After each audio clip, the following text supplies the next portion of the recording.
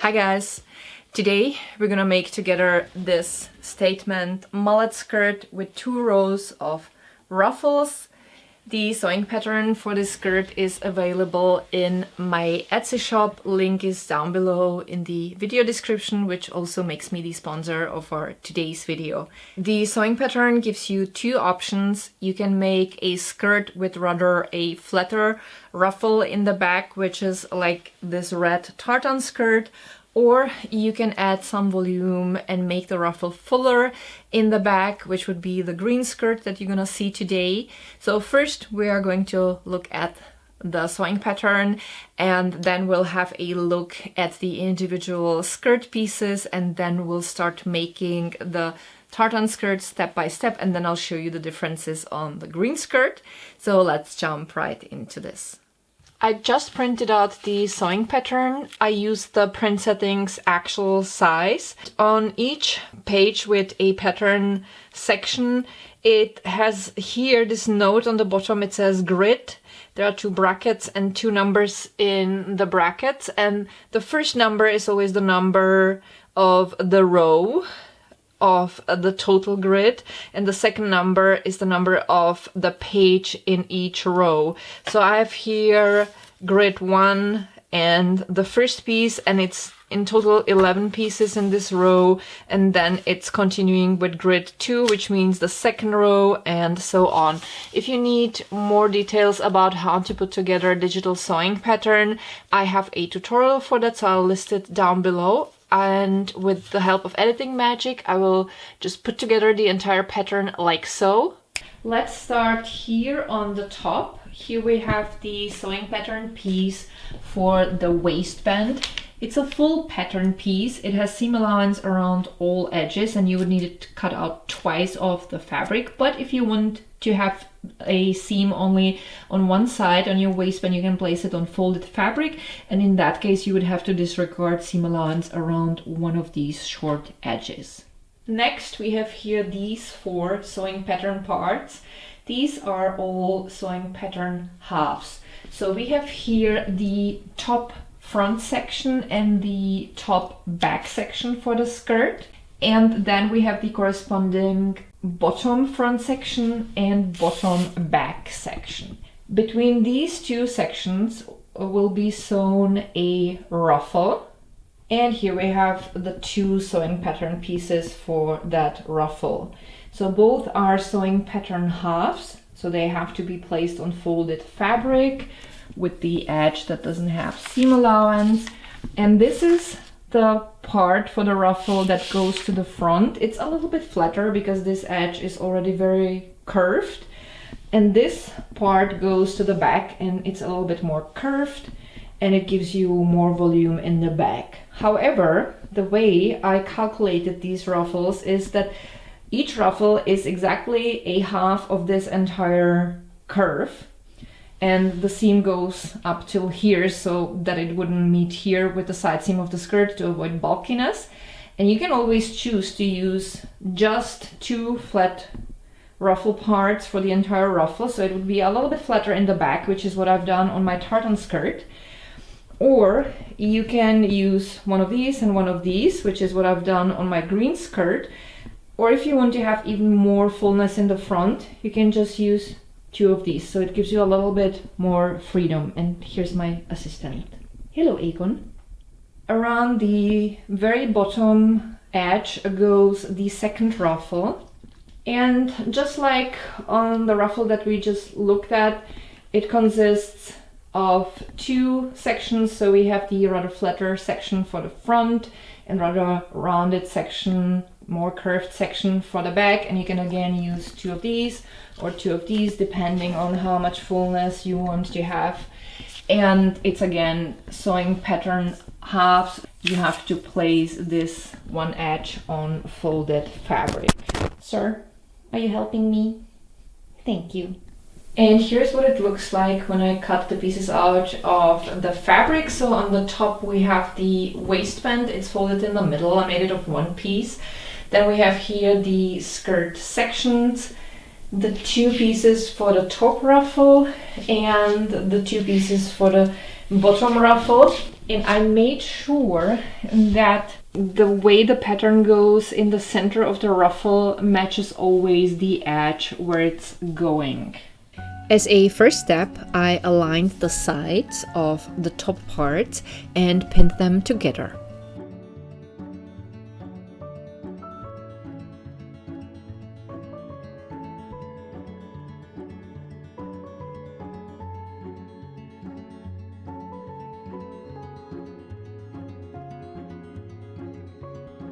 I have sewn the sides on my serger. On a household sewing machine, I would have used overlock stitch. Next, I took the top ruffle. For this skirt, I have used 2 pieces of the flatter ruffle. I pinned the sides of the pieces together.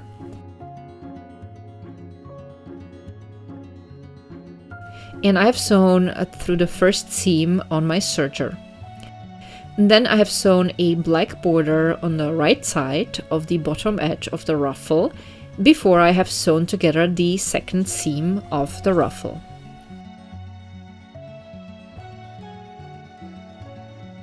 And then I folded the border over and went through with straight stitch on my regular sewing machine close to the edge.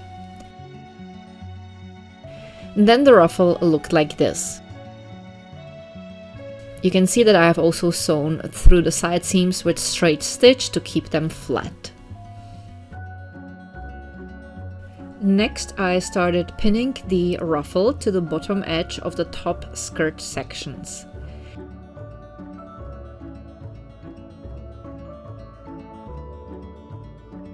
I aligned the centers of both front and back ruffle parts with the center of the skirt front and back parts.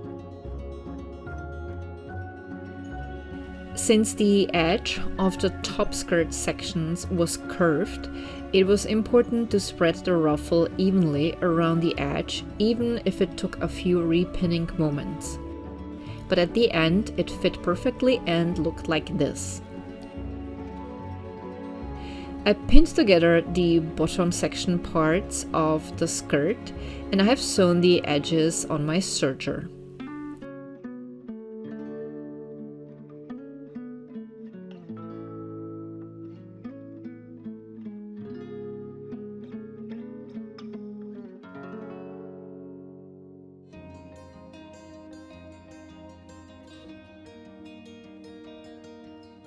Then I started pinning the bottom section to the bottom edge of the skirt top section. The ruffle was then between the top sections and the bottom sections.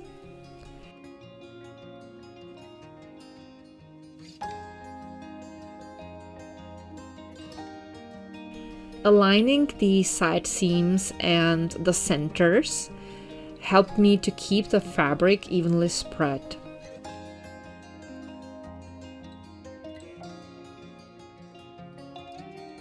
I also made sure the checked pattern was nicely aligned before I went in with my serger. Here is what the skirt looked like so far on the front and in the back. And here we have an overall look before we go on.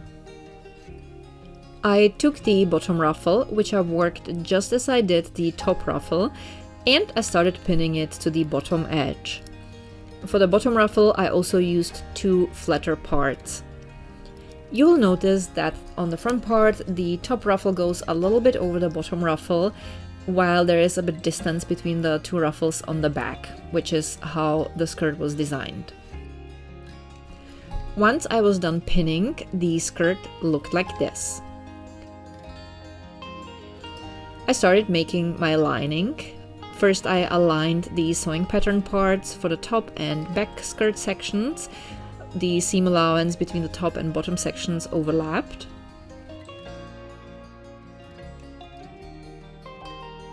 And then I pinned the sides of the lining together, and I have sewn it together on my serger.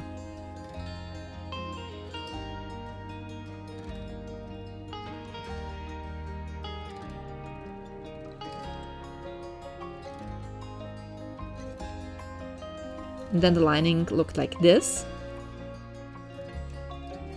I placed it over the skirt, right side to right side, wrong side up.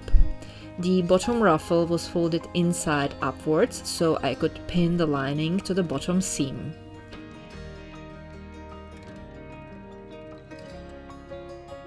That way the lining would cover the stitches and the skirt would look cleaner from the inside, since it was a mullet skirt and the inside was showing.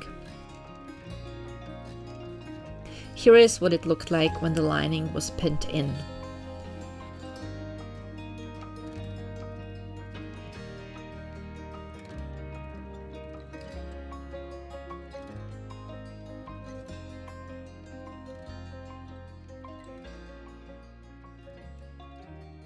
And this is what it looked like when the lining was sewn in and the skirt was turned to the right side.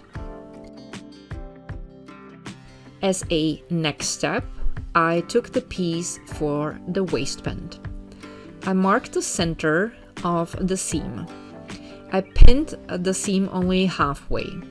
I have sewn the half with straight stitch after I edged the edges on my serger. I went in with straight stitch, and then I folded the seam sideways and I have sewn through with straight stitch to make it flat. Then I folded the waistband in half and I pinned it to the skirt. Notice that I aligned the lining with the top edge.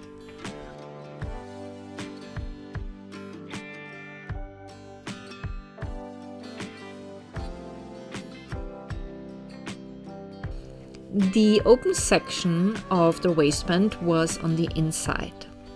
I like sewing this section in place with straight stitch to keep it in place before I sew through the entire seam on my serger. I've sewn the waistband on my serger and then it looked like this.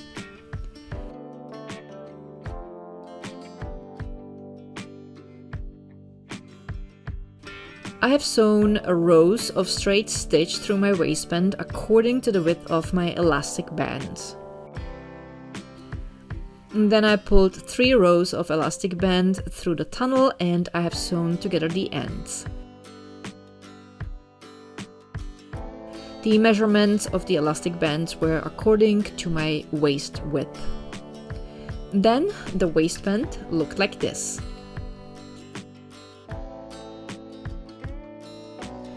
As a last step, I had to take care of the bottom seam that was on the inside. I folded it upwards and I pinned it in place.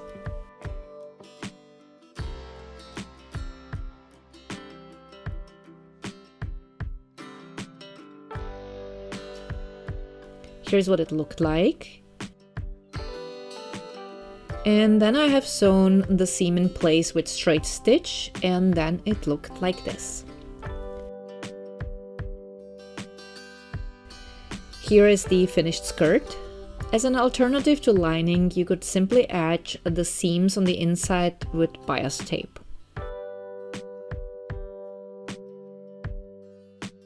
With the assistance of my husky Aegon, I will model the skirt for you. You can wear the skirt definitely as it is, it doesn't need anything, but I personally like wearing it with a belt. Before we go on, let's appreciate how helpful His Majesty Aegon was. He definitely earned his cuddles right. Now the second skirt. Here I used for the back parts of each ruffle the more curved ruffle sewing pattern pieces.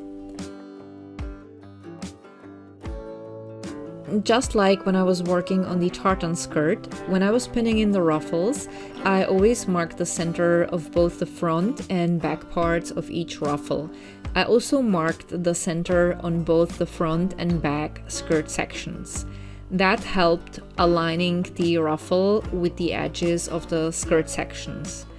I had to keep in mind that the way the skirt was designed was that the side seams on each ruffle were a bit further in the back and they did not align with the side seams of the skirt. The advantage of such design is that the skirt side seams don't end up being too bulky where the ruffles meet with the skirt sections. Furthermore, the edges of the front and the back parts of the ruffles, or if you want the flatter and the more curved parts, are always equally long. That way you can always use just two same pieces for the top ruffle and two same pieces for the bottom ruffle. So you can have two flat ruffles or two curvier ruffles, or you can just mix them up just like I did for this skirt, where you have a little bit flatter ruffle in the front and the curvier ruffle in the back. I lined the second skirt the same way I lined the tartan skirt, and I finished the same way I did the tartan skirt, so we will skip these steps. And now let's have a look at the two options with a flatter and with fuller ruffle in the back.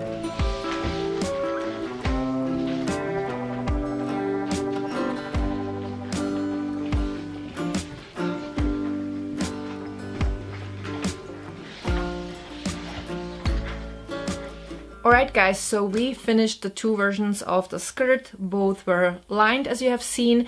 You don't necessarily have to use lining, especially if you're making this skirt for the summer. And if you are worried about what the bottom seam here, where normally the lining comes in, would look like, you can fold it upwards or downwards and sew through with zigzag or stretchy zigzag, and that way it's gonna stay in place and it's gonna look a little bit neater. Or you could even edge the seam with bias tape, and that way you would not really see the yarn, unless you're gonna use some contrast yarn so that you would have contrasting color, and that would go with the entire look. Another idea is to make this type of skirt of some stretchy fabric like jersey or viscose. In that case, you could even sew with flat lock, could be also very interesting. And if you don't want to edge the ruffles with a border, you can always use rolled seam. And especially with stretchy fabric, you could even stretch the fabric out a little bit while sewing through with rolled seam, which would add, again, a little bit more dimension, because the edge of the ruffles would be kind of also ruffled, and that could look also interesting. There are so many possibilities. If you want to see more options of this skirt, let me know in the comments. By the way, also, if you're interested in how I made this Wednesday Addams top, I have a tutorial for the whole costume and a sewing pattern on Etsy, so I will link everything down below. Speaking of Etsy, if you came here from Etsy to watch the tutorial, if you have any questions about the sewing pattern, or if you have any issues, or if you have any further questions about sewing this skirt, please write that all in the comments. I always try to get back to you guys as soon as I can, to the best of my ability. And thank you all so much for watching. I wish you all a wonderful day, and I'm looking forward to seeing you with my next sewing project. Bye!